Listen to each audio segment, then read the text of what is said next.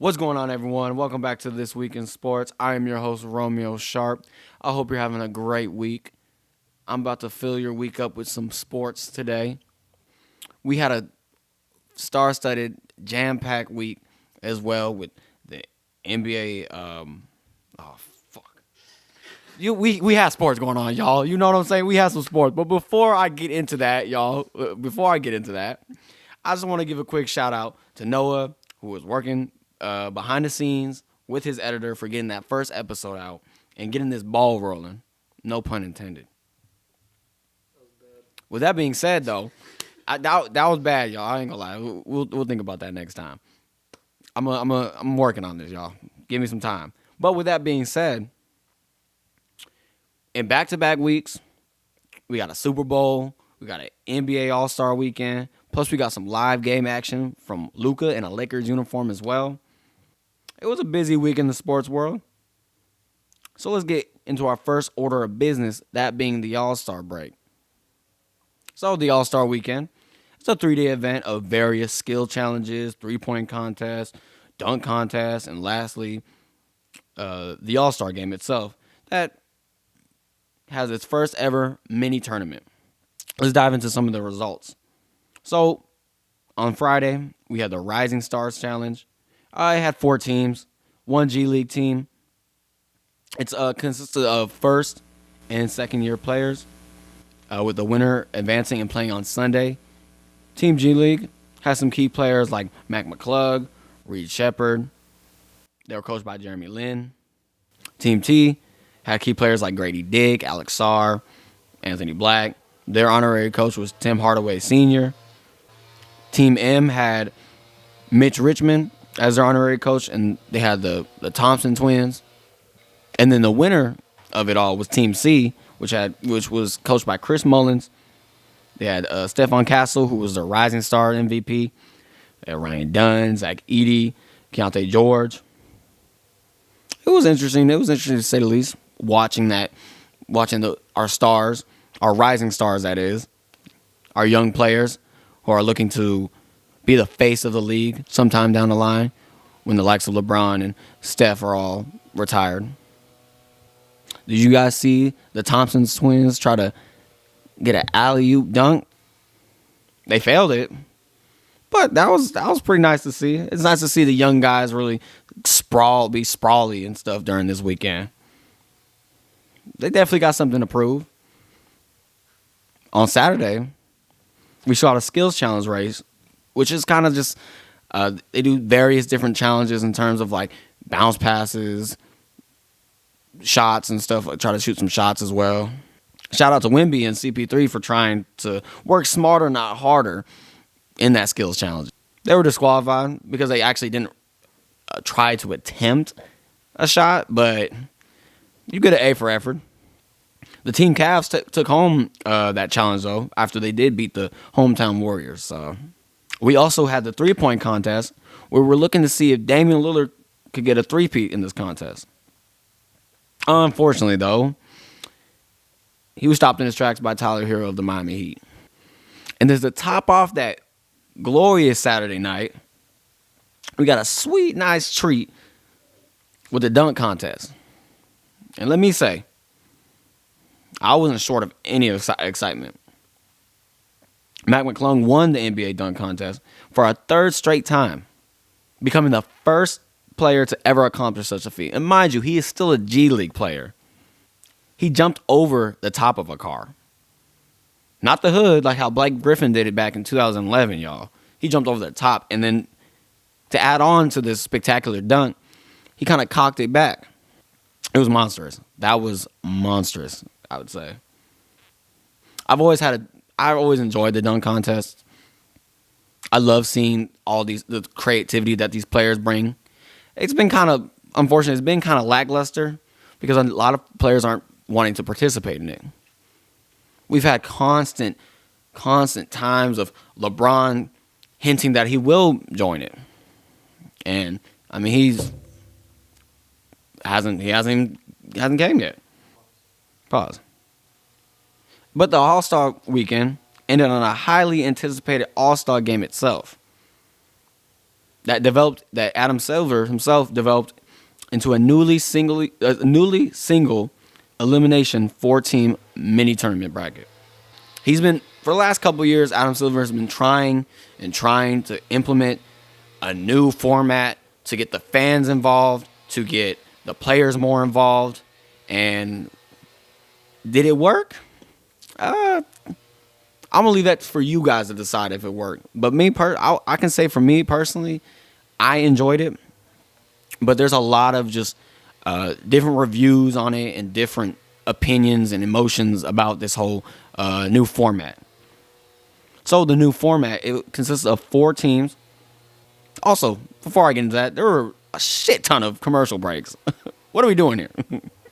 I get it. The NBA, it's a money league. The NBA, the NFL, they're both a money league here. But why all the commercials? I'm not here for the commercials. I had to deal with the commercials in the Super Bowl, okay? I had to watch the singer seal get turned into a seal in a Mountain Dew commercial. I don't need any more commercials. The NBA had to tone it down a little bit. Tone it down. Bring it down a couple notches. But with that being said, again, I'm gonna leave that into your guys' hands if you guys believe it worked. So it consisted of 4 teams. You had the global stars, you had the young stars, you had the OGs. You also had the rising stars, the ones who won on Friday. Some key players did not make it to the All-Star game. LeBron James. This is like shocker. He pulled out at the last minute. And I understand maybe why he did it. He said he had a lingering ankle issue or with his foot. But he did it at the last minute. I believe it was either, what was it? Let me see. Saturday night. If he knew, I believe if he knew that he was not going to be able to play in this game on Sunday, he should have gave up that spot to someone else who probably would be more deserving. He didn't even have a uniform on. He was just there in the stand or at the bench, mind you. Now I get it. He probably just wanted to be included in the festivities that weekend.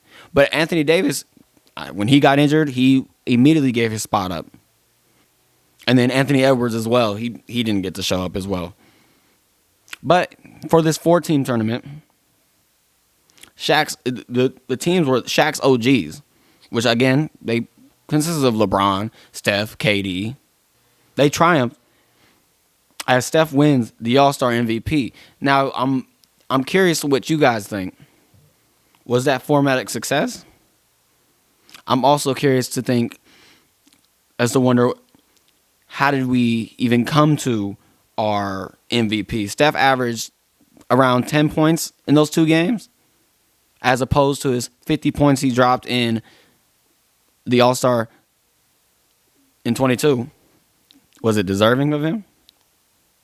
Let me know what you guys think about that. Again, was this format a success? Time will tell. Time will tell. But it's looking like it's looking like the same thing that we've been dealing with for the past decade almost. Players not showing a lot of effort. And it's tough. It's tough to watch. It's tough to watch as a casual basketball fan who always looks forward to these All-Stars because you get the best of the best. Like I mentioned before, you get the best in the world, and it's lackluster. You know, the NBA, they suspended the dunk contest for a few years because it wasn't working too well. This was back in 97, with Kobe being the last winner. And then in 98, they suspended it and had some two-ball competition with the WNBA, NBA. I'm going to be honest, I don't even know what that is. Granted, I wasn't even born that year either. And I believe the year after that, they had a lockout as well in the season. And then Vince Carter came back. Vince Carter came when they reintroduced the dunk contest, and Vince Carter won it. It definitely breathed in some new life for the dunk contest in itself, and also like the All-Star weekend. And that's what we need for the All-Star game itself as well. Adam Silver really needs to think about what he should do for the future. And then after just watching this All-Star game, just seeing that the players weren't really putting in too much effort, I understand maybe is it a fear of getting injured? That's the only thing I can think of, at least. Like the NBA Cup works. And then the players, there's a money pool that's involved. Like the players, they enjoy it. They really do enjoy that. The All-Star game the All-Star weekend in general is the same thing. There's money to be won. Mind you, some of these players are making $360 million, 60 million plus, you know? After watching what transpired this weekend, like Mac McClung made more money in his dunk contest wins than his whole career as in the G League. And then it's like, what needs to be done so they can show effort, like Mac McClung? That's crazy, isn't it? Should they just trash the All-Star game all together and do what they did in the NFL Pro Bowl, where they just don't have a game, they just have a flag football game, and they have just a bunch of skill challenges? Like, we know there's a problem. And Adam Silver is trying his best to implement new ways of making the game exciting. Like, we already know, like, the topic of the year in the NBA is viewership, and it's been plummeting. This All-Star weekend, minus the dunk contest, maybe, it just proved the point of why viewership is down. I mean, hell, the NHL, they had their All-Star break as well. They had 3 fights between Team USA and Team Canada. Again, I don't have a solution. I don't know more than what Adam Silver knows. But the problem itself is definitely apparent. And then something just needs to change. He might need to change the format again. Now, again, I don't think they should go out and brawl with each other. Like, that's not what I'm saying. But the effort's got to show. You guys are making $360 million plus. We have these superstars and LeBron James. We have Steph Curry, Kevin Durant. These are household names to the NBA. These names hold weight. Fans are paying top dollars to see you guys. See you guys play together. This format just didn't seem like it was faring well with the audience, I would say. But I want to know what you guys think. How did this format fare with you guys? I was watching Nightcap the other night, which is hosted by Shannon Sharpe and Chad Ochocinco. And Ocho came with up with this idea where civilians, your local LA Fitness or 24-hour fitness basketball players who didn't make it to the NBA, play the NBA superstars. I don't think that would go well, mind you. And we're all, like, Ocho's in the same boat as me. We don't know what the solution would be, other than possibly just trashing it all together. Or they could go back to Eastern Conference versus Western Conference. Maybe U.S. versus the world. I don't know. I'm just spitballing here. I'm giving out ideas, or any ideas I've heard from others as well. Let me know what you guys think they should do. There's clearly an issue with this All-Star break and all that. But staying in the realm of basketball, UConn basketball. What in the hell do they put in the water over there in Connecticut? They bring in so much talent, and all they do is win over there in UConn, both men's basketball and women's basketball. The women's team snapped South Carolina's 71-game win streak, blowing them out 87-58. That's incredible. Azzy Fudd had 28 points on 22 shot attempts. Paige Bucker, she had 12 points and 10 assists as well. Again, what are they putting in the water over there? I have this college team gives me nightmares after watching them beat up my alma mater of SDSU in the national championship back in 2023. And then also they beat them again in the Sweet 16 in 2024. This is referring to the men's team. But the men's team is having a bit of a down year. They already surpassed their loss of total of 3 last year, with 8 in matching their loss total as well. After they got upset at home versus Seton Hall in overtime. Regardless, though, they've won back-to-back national championships and could arguably make another strong run this year, even with losing almost most of the starters to the drafts or overseas or just graduating and out of age. And speaking of back-to-back, I want to take us back all the way back to the Super Bowl and kind of preface a couple things and kind of see how the post-Super Bowl, how we're feeling. Specifically, let's look at the Eagles right now. Looking back, that Carson Wentz trade really benefited the Eagles. In March of 2021, he was traded to the Colts in exchange for draft capital in the 2020 third round, the 2021 third round. They used that to trade up and draft Devontae Smith at 10. And then they got a conditional 2022 first-round pick, executed a trade with the Saints that ultimately landed them A.J. Brown, Jalen Carter, and Cooper DeJean, all who played a huge role, as I stated last week, in that Super Bowl. But they have some tough decisions to make. Some pretty tough decisions. Zach Bond is actually set to become a free agent, but he wants to come back. And both sides really are mutual in that sense. But the core of their team is set for this upcoming year and beyond. Hence why I believe they could easily run it back. But losing Kellen Moore, the OC, will be a bit of a challenge, as he did officially take the Saints head coaching job. And also Josh Sweat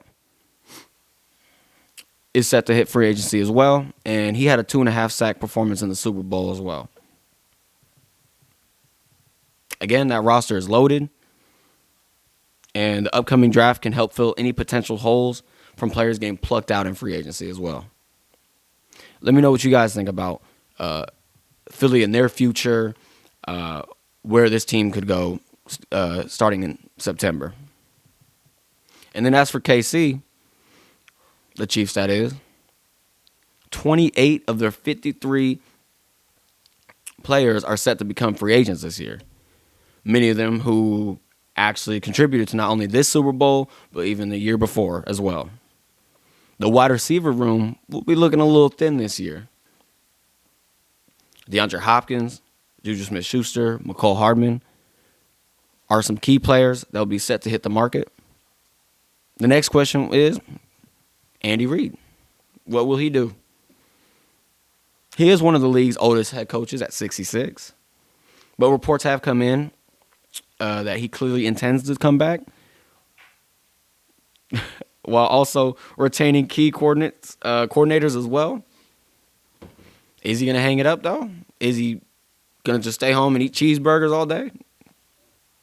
Travis Kelce also, future is up in the air. He went on to the New Heights show, saying that he's going to take his time and is non-committal for the 2025 season. But the Chiefs came out and stated they're giving him until March 14th to figure out his future with the team. Travis Kelce, I mean, he could really just podcast for the rest of his life, just like his brother Jason Kelce. They could combine their two podcasts as well. I mean, he has Taylor Swift. He doesn't really have to play football anymore. He can just sit back, relax, and listen to the Swifties. Stay-at-home husband. He's done all he could. He's going to go down as one of the greatest tight ends to ever play. He has those 2 Super Bowls. But I also mentioned that they need offensive line help. But it's also been brought to my attention they do need a true number 1 receiver, like a threat guy. to pair with Xavier Worthy and Rasheed Rice, who they're getting back from injury. They will be needing some. They will be needing to recalibrate for sure. But they have Patrick Mahomes still, potentially still have Andy Reid as well, as they're still in the AFC West and looking to be favorites to win the AFC West again. What offseason acquisitions will KC need to make it back? What do you guys think? Let me know. Staying in the AFC West, let's talk about the three other teams that are looking to dethrone the Chiefs for the AFC West crown. What's Denver's future going to look like? So I saw a take from Kay Adams and how she says Denver has the same components to be like the Eagles and make a push for Super Bowl 60. That Broncos defense led the league in sacks with 63 this year. They have the reigning Defensive Player of the Year, Patrick Surtain II. Bo Nix had a phenomenal rookie season.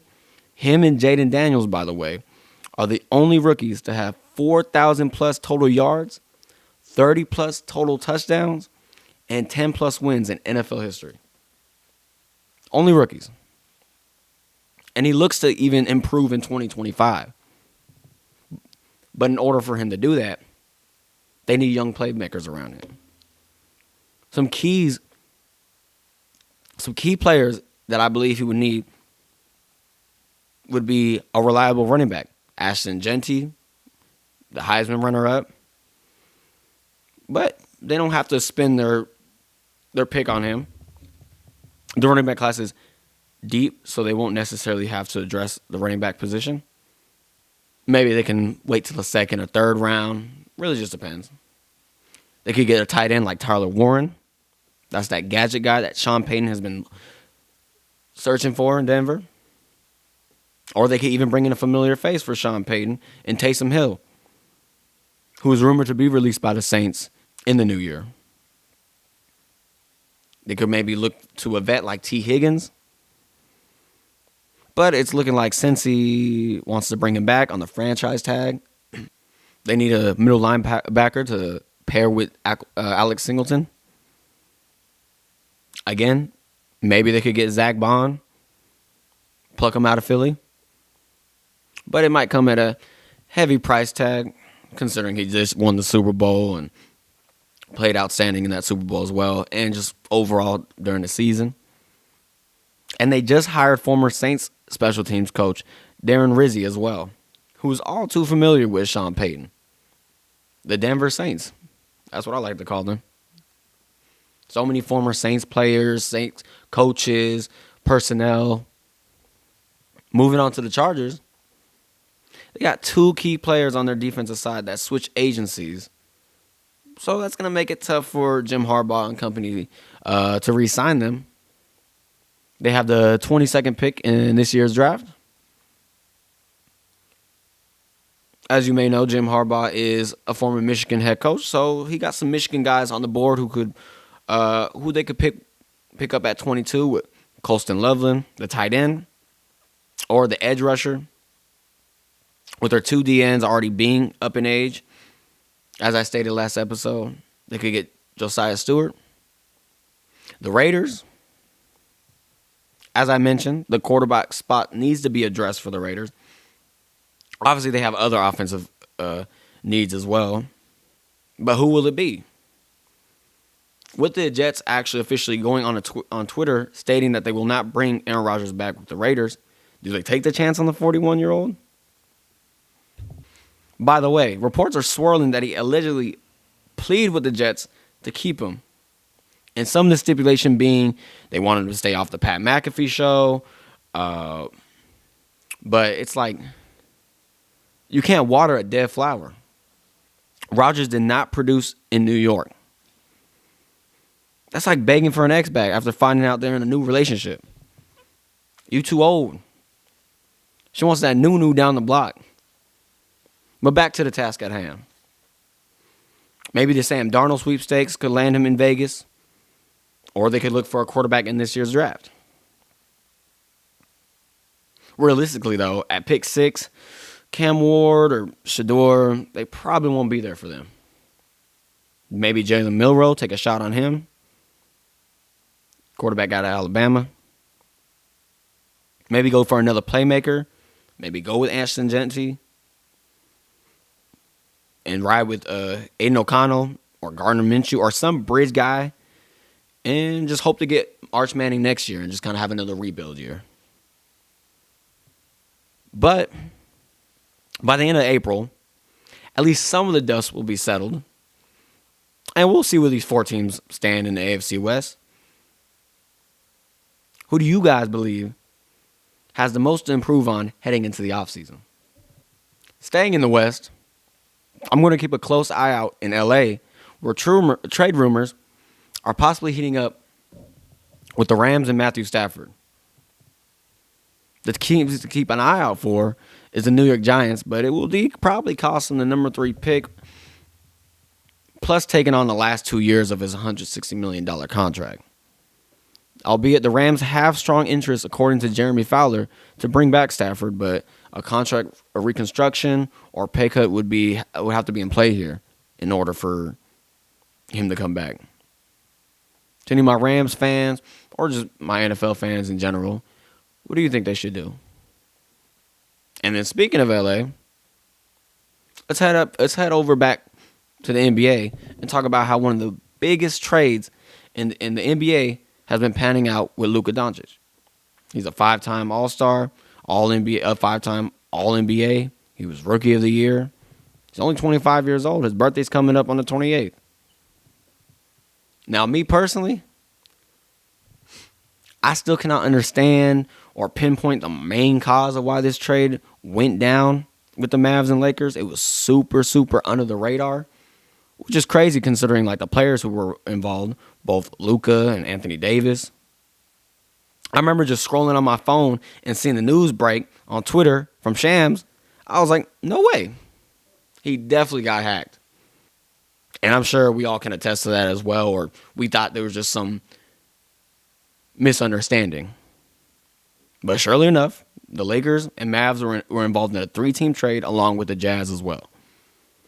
The trade again sent Luka, Max Kleber, and Markieff Morris to LA, while the Mavs acquired Anthony Davis, Maxi Christie, and the Lakers' 2029 first-round pick. The Jazz acquired Jalen Hood Schifino, the Clippers' second-round pick, and the Mavs' second round. Now, to my understanding, Nico Harris, the Mavs GM, went on and stated, and I quote, "I believe defense wins championships. I believe that getting an all-defensive center and an all-NBA player with a defensive mindset gives us a better chance. We're built to win now and in the future." Now, again, I want to send my condolences to any of my listeners that are Mavs fans. And I know for certain Nico Harris has received a ton of backlash. Hell, he even received death threats. They've had to beef up security at every Mavs game. And he's just getting heckled at by every Mavs fan every time they pan to him at the stadium or anything like that. Which I understand because you shipped out your franchise player. Now, Luka got 2 games in as a Laker. And not too many surprises. He was still getting his feet wet, playing with LeBron in a new system. He hasn't played since Christmas as well, dealing with a calf injury. And that's a tough injury to try to come back from. They played the Utah Jazz twice. In his first game, which was at home actually, I think they had like a Luka day or something like that. They passed out number 77 shirts all around the stadium. In his first game, he had 14 points, 5 rebounds, 4 assists in that win over the Jazz. And then they traveled to Utah, where he had 16, 4 rebounds, and 4 assists. He's still getting his feet wet. He's still trying to figure out this team and figure out his role while playing alongside LeBron, which could be pretty difficult or could also benefit a lot of players. Anthony Davis, on the other hand, in his first game as a Mav, he played really well. He recorded a double-double, 26 points, 16 rebounds, 7 assists. He even had 3 blocks. But unfortunately, he injured his groin in the Mavs' 116-105 win over the Rockets. And he will likely be out for about a month, according to Shams. Again, it's so way too early to tell like where the trajectory of these two franchises will be heading after this trade. I mean, the Mavs look to return to the finals after losing last year. The Lakers are looking to secure a playoff spot. There's 30 games left. I personally believe in the long run, this trade favors the Lakers tremendously. The Mavs, on the other hand, they got a 31, 32-year-old Anthony Davis. Again, defense does win championships. Nico Harris was not lying in that sense. Pairing him with Kyrie as well. The Mavs could make a strong run this year, I believe, along with the Lakers. I can probably guarantee y'all a Lakers finals appearance next year, though. How do you guys think this trade's going to pan out? Does it favor the Lakers? Does it favor the Mavs? Let me know down below. And with that being said, y'all, we had a crazy weekend with the NBA All-Stars. A couple things happening in the NFL. I'd like to thank you to all my listeners. Thank you for tuning in. Shout out to Noah again and the editing team. I'll be back with more content next week. And I hope you guys have a wonderful weekend. A wonderful week as well.